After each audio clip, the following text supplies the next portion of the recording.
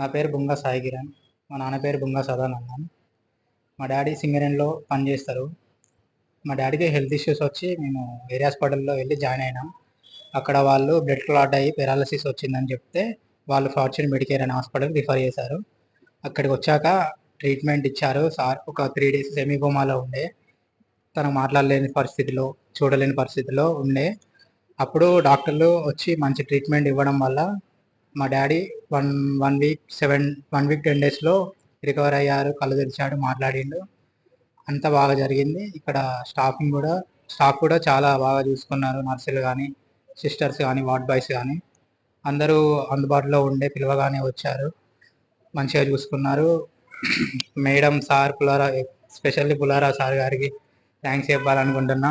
నా daddy recover కావడానికి సారే బాగా కష్టపడ్డారు. అలానే మేడం కూడా మా డాడీకి రాఖీ కట్టింది. రాఖీ లేదన్నా మాకు అక్క లేదన్న లోటు తీర్చింది మేడం. మేడం కూడా థ్యాంక్స్ చెప్పాలనుకుంటున్నాం. హాస్పిటల్ మంచి సిబ్బంది